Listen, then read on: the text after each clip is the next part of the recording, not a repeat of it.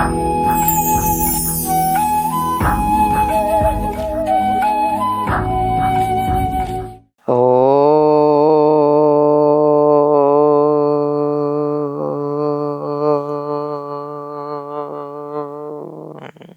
గురుభ్యో నమః. శ్రీ మహాగణాధిపతే నమః. శ్రీమాత్రే నమః. నీలాతుంగస్తనగిరితటీ సుప్తముద్బోధ్య కృష్ణం పారాజ్యం స్వం శృతి శతశిరసిద్ధమధ్యాపయంతి స్వచ్ఛిష్టాయాం స్రజి నిగళితం యా బలాత్కృత్య భుంక్తే గోదా తస్యై నమ ఇదమిదం భూయ ఏవాస్తు భూయః.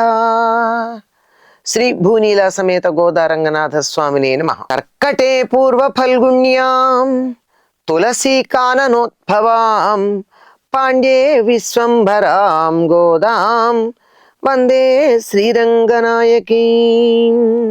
గోదాదేవి చెల్లులందరినీ నిద్రలేపి అందరూ తనతో వచ్చారు అన్న నమ్మకం కలిగిన తర్వాత అందరూ కలిసి నందుడి ఇంటి దగ్గరకు వెళ్లారు. నందుడి ద్వారపాలకుణ్ణి ప్రార్థించి లోపలికి తమని అనుమతించమని కోరారు. అతడు వారి ప్రార్థన విన్నట్టున్నాడు. లోపలికి ప్రవేశించారు. అక్కడ పాడుతున్నారు. ఆ లోపలికి వెళ్లిన సందర్భంలో ఎలా వారు ప్రార్థించారు అన్నది ఉంది. అంబరమే తన్నీరే సోழே అజం செய்யும் எம்பெருமான் நந்தகோபால எழுந்திராய் கொம்பனார்க்கெல்லாம் கொழுந்தே குலவிளக்கே எம்பெருமாட்டி யசோதாய் அஜிவுஜாய் அம்பரமாடஜுத்தோங்கி யுலகளந்த கும்பர கோமானே உறங்காதே துணிந்தார் உம்பர் கோமானே உழங்கதெழுந்திராய் செம்போர் కళ్ళ లడిచెల్వా బలదేవా కుంభిயும் నీయు ముజంగేలోరెంబావాయ్. అక్కడి నుంచి వీరు ఎవరిని ప్రార్థిస్తున్నారు అంటే ముందుగా నందగోపుణ్ణి ప్రార్థిస్తున్నారు. పిల్లవాడు చిన్నవాడు. పిల్లవాడి దగ్గరికి వెళ్ళాలంటే ఇంట్లో పెద్దవాళ్ళని అడగాలి కదా. గబగబా వెళ్ళిపోయి ముక్కు మొహం తెలియనటువంటి వాళ్ళంతా, అంటే వీళ్ళు తెలుసు అనుకోండి, తెలియదని కాదు, అంత చనువుగా లోపలికి వెళ్ళిపోయి వెంటనే ఆ పిల్లవాడిని ఎత్తుకుంటారా లేదా పిల్లవాడి దగ్గరికి వెళ్ళి మాట్లాడతారా? ఇది కష్టం కదా. అందుకని ఎవరిని అడగాలి?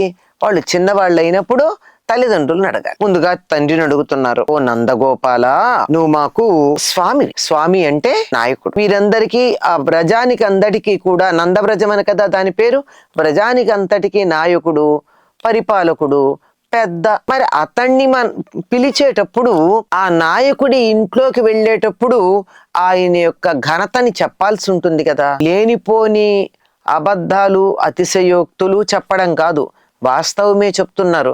కొంతమంది గురించి మాట్లాడితే, సత్యం మాట్లాడితే కూడా పొగిడినట్టే ఉంటుంది. కొంతమందిని పొగడడానికి వేరే విషయాలు పట్టుకురానక్కర్లా, వాళ్ళ గురించినటువంటి వాస్తవాలు చెప్తే చాలు. ఈయన ఏం చేస్తాడట? నందుడు నాయకుడు గనక నాయకత్వ లక్షణం పరిపూర్ణంగా ఉన్నవాడు. నాయకుడు అయినటువంటి వాడు ఏం చెయ్యాలి? తన కింద ఉన్నటువంటి వారందరికీ కావలసినటువంటి వాటన్నింటినీ ఇవ్వాలి. వాళ్ళ సౌఖ్యం చూడాలి, వాళ్ళకి సుఖం కలిగేటట్టుగా చెయ్యాలి, వాళ్ళు ఆనందంగా ఉండేటట్టుగా చేయడం ఈయన యొక్క బాధ్యత. అందువల్ల ఎవరికి ఏం కావాలంటే అవి ఇచ్చాట. ఏమిటి? అంబరమే, వస్త్రాలు కావలసిన వాళ్ళకి వస్త్రాలు ఇచ్చాడు. తన్నీరే, మంచినీళ్ళు కావలసిన వాళ్ళకి మంచినీళ్ళు ఇచ్చాడు. అజం చెయ్యం, అన్నం కావలసిన వారికి అన్నం ఇచ్చాడు. ఇవన్నీ కూడా ఎలా చేస్తున్నట్ట అంటే, ఇవన్నీ ధర్మం అని చేస్తున్నాడు తప్ప ప్రత్యేకంగా వీళ్ళకి ఇవ్వడం వల్ల నాకు ఫలితం వస్తుందని చెయ్యడు. ఫలాభిసంధి అంటారు. సత్కార్యాలు చేసేటప్పుడు ఫలాభిసంధి లేకుండా చేయాలి. అంటే ఇది దానం చేయడం వల్ల నాకేం వస్తుంది అని ఆలోచించకుండా చేయాలి. ఇది ఒకళ్ళకి ఉపయోగపడినందువల్ల నాకేమొస్తుంది అని ఆలోచించకుండా చేయాలి. ఆలోచించటం కాదు, అసలు ఆశించకూడదు కూడా. చెయ్యాలి గనక చేస్తాను. నా దగ్గర ఉన్నది గనక ఇస్తున్నా, అంతేగాని ఇచ్చినందువల్ల నాకేదో మేలు కలుగుతుంది, ఉపయోగం ఉంటుంది అన్న ఉద్దేశంతో చేయటం లేదు సుమా అని చెప్తూ, ఇవి ఎవరికేంది కావాలంటే అవి ఇచ్చాడు. అటువంటి మా నాయకుడైనటువంటి నందగోపాల, నువ్వు మేల్కొనవయ్యా. ఆయన మేలుకుంటే కదా కుమారుణ్ణి మేము ప్రార్థించటానికి వచ్చాము, అనుమతించు అని అడగడానికి వీలయ్యేది. కనుక ఆయన్ని మేల్కొనమని చెప్తున్నారు. ఇక్కడ నాయకుడైనటువంటి వాడు ఏం చేయాలండి? ఎవరికైనా అన్నిటి మీద ఆధిపత్యం కలిగిన వాడై ఉండాలి. ఆధిపత్యం ఉన్నప్పుడే కదా ఎవరికన్నా ఇవ్వగలుగుతాడు. ఇక్కడ ఈయనకి వేటి మీద ఆధిపత్యం ఉంది? అంబరం అన్నటువంటి పదానికి ఆకాశం అనే అర్థం కూడా ఉంది, వస్త్రం అనే అర్థంతో పాటు. వస్త్రాలు కావలసిన వాళ్ళకి వస్త్రాలు, నీళ్లు కావలసిన వాళ్ళకి నీళ్లు, ఆహారం కావలసిన వాళ్ళకి ఆహారం, ఇలా ఎవరికి ఏది కావాలంటే అది ఇస్తాడు అని చెప్పినటువంటి దాన్ని మనం జాగ్రత్తగా గమనిస్తే ఆకాశం చోటిచ్చాడు, నీరిచ్చాడు, అన్నిటి నుంచి వచ్చేటటువంటిది ఆహారం ఇచ్చాడు. అంటే పంచభూతాలకి మూల కారణమైనటువంటి ఆకాశము, దాని నుంచి వచ్చేటటువంటి ఆ మధ్యలో ఉంది నీరు. ఆకాశాద్వాయు, వాయోరగ్ని, అగ్నేరాపహ, అద్భ్య పృథివీ, పృథివ్యా ఓషధయ. ఈ ఓషధి అని చెప్పేది ఓషధీభ్యో అన్నం. ఈ అన్నాన్ని, మధ్యలో జలాన్ని, ఆ మొదట ఉన్నటువంటి ఆకాశాన్ని చెప్పడంతో ఈ మొత్తం ఇచ్చినటువంటి వాడు అనేటటువంటి భావన ఇక్కడికి మనకు కనపడుతోంది. ఇవన్నీ మాకు కావలసినంతవి ఎందుకు ఇచ్చావు? ప్రకృతి ఎలా ఇచ్చిందో అలా ఇచ్చావు. ప్రకృతి మనకి వర్షం పడి నీళ్ళు ఇస్తోంది అంటే మన నుంచి ఏం ఆశించిస్తోంది? సూర్యుడు ఉదయించి వెలుగునిస్తున్నాడంటే ఏం ఆశించిస్తున్నాడు? అది తన ధర్మం అని ఇస్తున్నాడు. నందుడు కూడా అలాగే చేశాడు. ఇది నాయకుడికి ఉండాల్సిన లక్షణాలు. తన ఆశ్రితులు ఎవరైతే ఉన్నారో వాళ్ళకు కావలసినటువంటివన్నీ ఇస్తూ వాళ్ళ యోగక్షేమాలు చూడడం అన్నది నాయకుడి యొక్క లక్షణం. వాళ్ళ నుండి సేవలు పొంది వాళ్ళని దమించటం అంటే వాళ్ళ మీద పెత్తనం చేయడం అనేది నాయకుడు చెయ్యకూడదు. సరైనటువంటి నాయకుడైతే అట్లా చెయ్యడు. వాళ్ళ యోగక్షేమాలు చూస్తాడు, అప్పుడు అప్రయత్నంగా వాళ్ళు సేవ చేస్తారు. ఇటువంటి మంచి లక్షణాలు కలిగినటువంటి ఓ నందగోప, నీతో పాటుగా మళ్ళీ మాకు ఇంకెవరు మేలుకొనాలి? ప్రబ్బలి చెట్ల వలె సుకుమారమైన శరీరాలు గల స్త్రీలలో చిగురు వంటి దానా, మా వంశానికి మంగళదీపం లాంటి దానా, మా స్వామిని యశోద మేల్కొనవమ్మ అన్న. ప్రబ్బలి చెట్లు అంటే చాలా చిన్న చెట్లండి. వాన పడితే వంగుతాయి, వాన అయిపోగానే లేస్తాయి. అంటే పరిస్థితులకు అనుకూలంగా తల ఒగ్గి తర్వాత తల ఎత్తుకుని ఉండేటటువంటి స్వభావం ఉంది. పైగా అవి సుకుమారంగా ఉంటాయి. సుకుమారంగా ఉన్నాయి కదా అని కాస్త వాన వస్తే పడిపోయేవి కాదు. పొగరుతో, అహంకారంతో విర్రవీగినటువంటి వాళ్ళు పడిపోతారు. కానీ వినయంగా, సందర్భానికి అనుకూలంగా తల ఉంచి ఉండగలిగినటువంటి వాళ్ళు మాత్రం తప్పనిసరిగా మళ్ళీ తలెత్తుకోగలరు. ఇదే ఒకసారి ఆ ప్రబ్బలి చెట్లను చూసి నదీ ప్రవాహం అడిగిందట. ఏమిటి? సముద్రం అడిగిందట నదిని, నువ్వు పెద్ద పెద్ద చెట్లని పడగొడతావు గాని ప్రబ్బలి చెట్లను ఏం చేయలేమేమిటి అని. అంటే అవి నా ప్రవాహానికి ఎదురొడ్డి నిలుస్తాయి గనక అవి విరిగి పడతాయి. ప్రబ్బలి చెట్లు నేను వస్తుంటే తల వంచుకుని ఉంటాయి గనక నేను వెళ్ళాక తలెత్తుతాయి అని. ఈ నది అనేటటువంటిది పరిస్థితుల్లోని మనం అర్థం చేసుకోవాలి. కనుక ఆ విధంగా ప్రబ్బలి చెట్టులాగా వాతావరణానికి, పరిస్థితులకు అనుకూలంగా ఉండేటటువంటిది, అందులో నాజూకుగా కూడా ఉంటాయి అవి. అంత నాజూకుగా ఉండేటటువంటి స్త్రీలు ఎవరైతే ఉన్నారో గొల్లపల్లెలో, వాళ్ళకి నాయకమణి లాంటిది యశోద. అంతేకాదు ఆవిడ ఎట్లాంటిది అంటే మా వంశానికి మంగళదీపం లాంటిది. అసలే ప్రబ్బలి చెట్లు సుకుమారంగా ఉంటే ఆ తీగలకున్న చిగురులాగా ఉంది యశోద. అంత సుకుమారంగా ఉంటుంది. అంత సుకుమారంగా ఉండడమే కాదు, ఈ యాదవ వంశానికి అంతా మణిదీపం లాంటిది. అంటే ఆ వంశాన్నంతా వెలిగించగలిగినటువంటి లక్షణం కలిగింది. నువ్వు మాకు యజమానురాలివమ్మా, మా మీద పెత్తనం చేసేదానివి, మా మీద అధికారం కలిగినటువంటి దానివి. అటువంటి ఓ యశోద, నువ్వు కూడా మేలుకోమ్మా. నందుల వారు మేలుకుంటున్నారు, నందుడితో పాటు నువ్వు కూడా మేలుకో. మీ ఇద్దరూ మేలుకుంటే కదా మాకు మేలు కలిగేటటువంటిది. అంతేకాదు ఆకాశ మధ్య భాగాన్ని చీల్చుకొని పెరిగి లోకాలన్నింటినీ కొలిచిన త్రివిక్రమా, నిత్యసూరులకు నాయకుడా, నిద్రింపరాదు మేలుకో. ఎవరైనా నిత్యసూరులకు నాయకుడైనటువంటి వాడెవరు?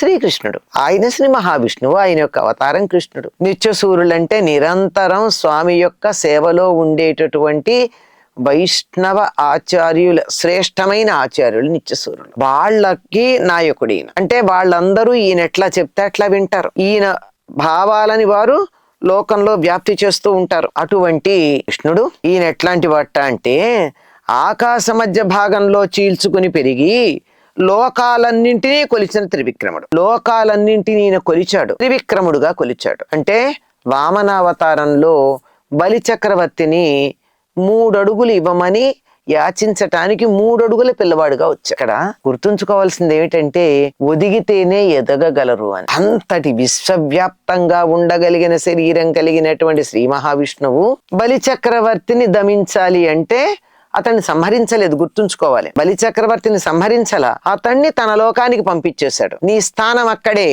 అని చెప్పి అతన్ని అక్కడికి తొక్కి పెట్టాడు, అంతేగాని సంహరించల. నువ్వు పాతాళంలో ఉండాల్సిన వాడివి ఇలా పైకొచ్చి భూలోకానికి వచ్చి భూలోకం నుంచి స్వర్గలోకానికి వెళ్ళి ఈ మొత్తం అంతటినీ నువ్వే వ్యాపించి సమస్తాన్ని నువ్వే పాలిస్తానంటే తప్పు కదా, అట్లా చెయ్యకూడదు అని చెప్పి అతన్ని దమించాడు. అంటే అణగగొట్టి ఎక్కడ ఉండాలో అక్కడికి పంపించాడు. అది ఆయన చేసినటువంటి పని. ఆ విధంగా బలి చక్రవర్తిని దమించటం కోసం ఎలా వచ్చాడు? త్రివిక్రముడయ్యాడు. వామనుడుగా వచ్చినటువంటి వాడు త్రివిక్రముడయ్యాడు. త్రివిక్రముడు అంటే మనం ఏమనుకుంటామంటే 3 అడుగులు అడిగి 3 అడుగులతో లోకమంతా వ్యాపించిన వాడు అని. అంటే ఇలా ఉన్నాడు భూమండలం మీద. అక్కడి నుంచి ఆకాశానికి వెళ్ళాడు, ఆకాశం నుంచి అక్కడికి వెళ్ళాడు, 3 అడుగు బలి చక్రవర్తి తల మీద పెట్టాడు. ఇక్కడే కదా, ఇక్కడ ఉన్నాడు బలి చక్రవర్తి. ఇక్కడి నుంచి ఆకాశానికి వెళ్ళి ఆకాశం నుంచి ఇక్కడికి వచ్చాడు.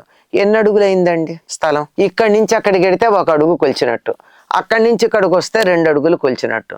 3 అడుగులు ఎక్కడైంది? పాదం 3 చోట్ల పెట్టాడు గాని కొలత ప్రకారం 2 అడుగులే అయ్యింది. ఇంకెక్కడ? ఇక్కడ త్రివిక్రముడు అంటే 3 అడుగులు అడిగాడు గాని విక్రమించింది 3 డైమెన్షన్స్ లో, 3 డైమెన్షన్స్ అని చెప్తారు.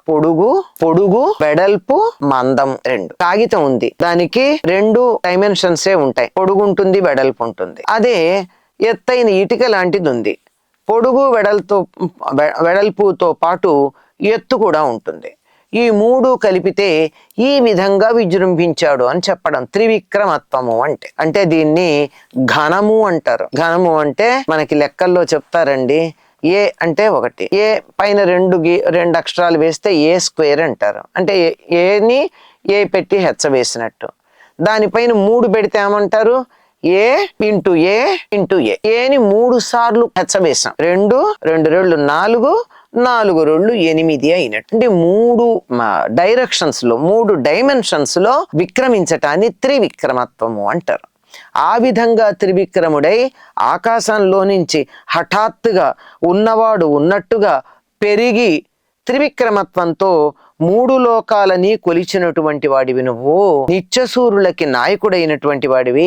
ఈ సమయంలో నిద్రించొచ్చా? నువ్వు ఎంత మేలుకునుంటే, ఎంత జాగరూకుడు అయి ఉంటే, ఎంత జాగ్రత్త కలిగినటువంటి వాడివైతే నువ్వు ఈ విధంగా ఈ పనులు చేయగలవు.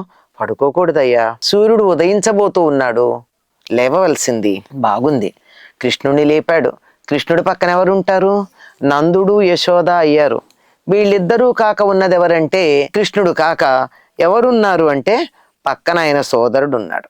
స్వచ్ఛమైన ఎర్రని బంగారంతో చేయబడిన కడియము కాలిని దాల్చిన బలరామా, నీవును నీ తమ్ముడును మేల్కొనవలెను అని ప్రార్థించారట. ఎవరు? పక్కన ఉన్నటువంటి బలరాముడు. ఈయనెట్లా ఉన్నాడంటే ఎర్రని బంగారంతో చేయబడిన కడియం దాల్చి ఉన్నాడు. అంటే ఇక్కడ ఎర్రని బంగారము అంటే బంగారం ఎర్రగా ఉందని కాదు, బంగారంలో ఎరుపు రాళ్లు తాపడం చేయబడినటువంటి కడియం కలిగి ఉన్నాడు. నీ తమ్ముడితో పాటు నువ్వు కూడా మేల్కు. బలరాముడి కాలికి ఒక కాలికండి, 2 కాళ్ళకి కాదు, ఒక కాలికి ఒక కడియం ఉంటుంది. ఆ కడియంలో కెంపులు తాపడం చేస్తుంటాయి. ఎందుకు ఈ విధంగా కెంపులు తాపడం చేస్తుంటాయి?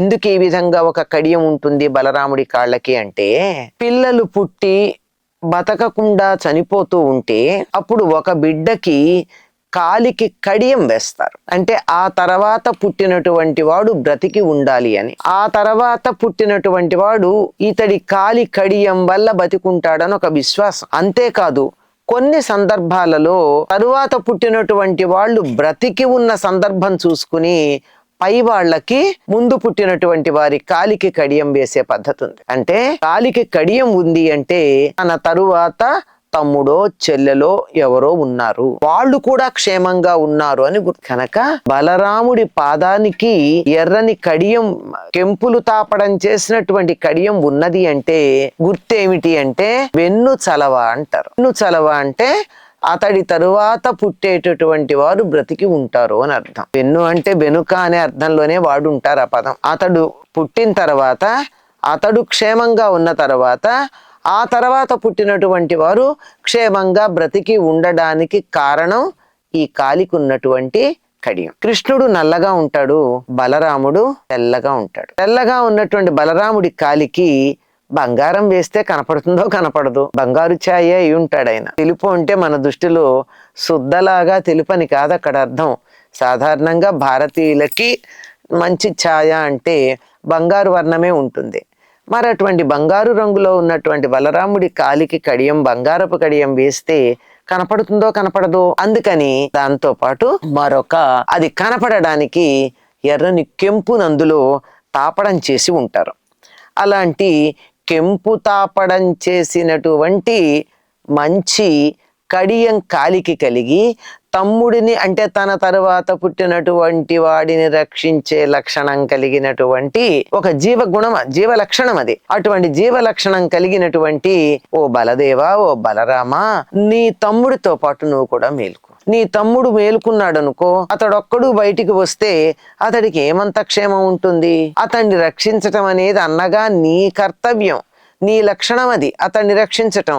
కనుక నువ్వు అతడితో పాటు మేలుకొని మాతో రావలసినది, మమ్మల్ని అనుగ్రహించవలసినది. తమ్ముడితో పాటు నువ్వు కూడా మేలుకొని మమ్మల్ని అనుగ్రహించవలసినది, మాకు దర్శనం ఇవ్వవలసినది అని గోదాదేవితో పాటుగా చెల్లులందరూ కలిసి నందుణ్ణి, యశోదని, బలరాముణ్ణి, కృష్ణుణ్ణి ప్రార్థన చేశారు. అంటే ఒక దైవం దగ్గరికి వెళ్ళడానికి ఏ క్రమంలో వెళ్ళాలి, దైవ దర్శనం ఏ రకంగా అవుతుంది, వీటన్నింటినీ మనం ఎలా తెలుసుకోవాలో ఆ మార్గాన్ని చూపిస్తారు ఇందులో గోదాదేవి. నేరుగా వెళ్ళిపోతామా గుడికి? నేరుగా వెళ్ళం కదా. వెళ్ళడానికి ముందు ఏం చేస్తాం? స్నానం చేస్తాం. ఆ తర్వాత ఆలయంలో అక్కడ ఉన్నటువంటి దేవతలందరికీ, పరివార దేవతలందరినీ చూస్తాము. ముఖ్యంగా ద్వారపాలకులకి నమస్కారం చేస్తాం. ఆ వారి అనుమతి తీసుకుని లోపలికి పెడతాం. ఇక్కడ ద్వారపాలకులకి నమస్కారం చేయడం అయిపోయింది ఇంతకు ముందు. ఆ తర్వాత చేసేది, ఈయన చిన్న పిల్లవాడు గనక తల్లిని, తండ్రిని,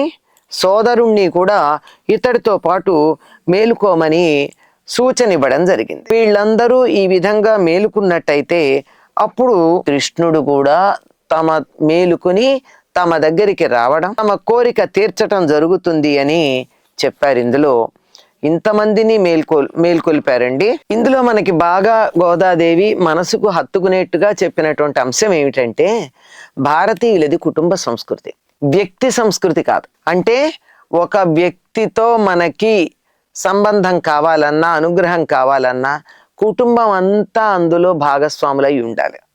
అంతేగాని నాకు ఈ వ్యక్తి చాలండి అనుకుంటే కుదరదు కదా. మనకి వివాహ వ్యవస్థ కావచ్చు, మరి ఏదైనా కావచ్చు, కుటుంబాలతోనే ఉంటుంది. వివాహం అంటే ఇద్దరు వ్యక్తుల మధ్య సంబంధం అనేటటువంటి దురభిప్రాయం ఆధునిక కాలంలో ఉంది. కానీ వాస్తవానికి రెండు కుటుంబాల మధ్య సంబంధం. అలాగే ఒక వ్యక్తి మనకి కావాలి అంటే, ఒక వ్యక్తితో మనకి పని జరగాలి అంటే కుటుంబం అంతా కూడా మన పట్ల సుహృద్భావంతో ఉండాలి. మన పట్ల సుహృద్భావంతో ఉండాలన్న దానికి అది స్వార్థం అవుతుంది.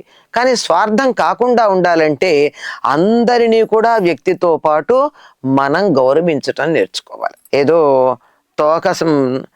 తోక బంధువు పడగ శత్రువు అని పాము గురించి ఒక మాట చెప్తారు. అట్లా కాదు కదా. ఈ కుటుంబంలో వీళ్ళొక్కళ్ళే నాకు కావాలి, మిగిలిన వాళ్ళు అక్కర్లేదు అనుకునేటటువంటిది సరైన పద్ధతి కాదు. కనుక మనం ఎవరిని ఆశ్రయించదలుచుకున్నామో వాళ్ళ దగ్గరికి, ఆశ్రయించదలుచుకున్న వాళ్ళ దగ్గరికి వెళ్ళే లోపు ఆ కుటుంబ సభ్యులందరూ కూడా మన పట్ల సానుకూల భావనతో ఉండేటట్టుగా ప్రయత్నం చెయ్యాలి అనేటటువంటి లౌకికమైన వ్యవహారంతో పాటు ఆధ్యాత్మికమైనటువంటి ఒక మార్గాన్ని సూచిస్తూ ఉన్నారు గోదాదేవి గారు ఈ పాసురంలో. మనకి అందరికన్నా ముఖ్యంగా ఇంటి యజమాని అయినటువంటి నందుడు, యజమానురాలైనటువంటి యశోదాదేవి ఇంటికే కాదు తమ మందకే యజమానులు వాళ్ళు. నందుడిని గురించి చెప్తూ ఎవరికి ఏది కావాలంటే అది ఇచ్చేటటువంటి మా నాయకుడు అని చెప్పారు కదా. కనుక అటువంటి నాయకుడు, అందరినీ ఆదరించే లక్షణం కలిగినటువంటి యశోద ఆ ఇద్దరిని ప్రార్థించి ఆ పైన తాము ఎవరిని ఆశ్రయించటానికి వెళ్ళారో ఆ కృష్ణుణ్ణి అతడికి ఎప్పుడు పక్కనే ఉండి వెన్ను దన్నుగా ఉండేవాడు. చలవ అన్న పదం వాడాను కదా. ఆ వెన్ను చలవగలిగిన వాడు, వెన్ను దన్నుగా ఉన్నటువంటి వాడు అంటే అతడి వెనకాల ఉండి అతడికి సహకారం చేసేటటువంటి వాడైనటువంటి, అతన్ని రక్షించుకునేటటువంటి వాడైన బలరాముణ్ణి కూడా ప్రార్థించారు. నిజంగా బలరాముడు కృష్ణుని రక్షిస్తాడా అండి? అంటే రుక్మిణీదేవి లేఖ రాగానే కృష్ణుడు బయలుదేరి వెడితే, అయ్యో ఒంటరిగా వెళ్ళాడు నా సోదరుడు, అక్కడ శిశుపాలుడు మొదలైనటువంటి వాళ్ళందరూ ఉంటారు, సైంధవుడు, వీళ్ళందరూను, కనుక నా తమ్ముడికి తోడు వెళ్ళాలి అని చెప్పి బలరాముడు కృష్ణుడి వెనకాల సైన్యాన్ని తీసుకుని బయలుదేరాడు. ఆ తర్వాత కృష్ణుడు రుక్మిణీదేవిని చేపట్టి తీసుకువెడుతుంటే, నువ్వు వెళ్ళిపో, ఇక్కడున్నటువంటి సైన్యంతో నేను పోరాడతాను అన్నాడు బలరాముడు. అంటే తమ్ముణ్ణి ఆ విధంగా వెంటనంటి ఉండి అతడి రక్షణ బాధ్యత స్వీకరించినటువంటి వాడుగా మనకి బలరాముడు కనపడతాడు. గనక అటువంటి బలరాముణ్ణి ముందుగా కృష్ణుడితో పాటుగా లేచి రమ్మని వీరు ప్రార్థించారు. గోపికలందరూ కలిసి, గోపికలంటే విల్లిపుత్తూరులో ఉన్నటువంటి గోదాదేవి చెరుడు, వీళ్ళందరికీ గోపీ భావాన్ని ఆపాదింపజేసింది కదా గోదాదేవి. తాను గోపిక అయ్యుంది, వీళ్ళందరినీ గోపికలుగా భావన చేసింది. కనుక వీరందరూ కలిసి స్వయంగా నందవ్రజంలో ఎప్పుడో ఉన్నటువంటి 5,000 సంవత్సరాలు దరిదాపుల్లో 4,500 సంవత్సరాలు దాటిపోయిన తరువాత ఆ కాలంలో ఉన్నటువంటి నందగోపుడి ఇంటికి వీరు మానసికంగా వ్రత నెపంతో వెళ్ళిపోయారు. వ్రతం అనేటటువంటి దాన్ని చేసి భావన చేసి అక్కడికి చేరుకున్నారు. వారు ఉన్నదల్లా ఎక్కడున్నారు?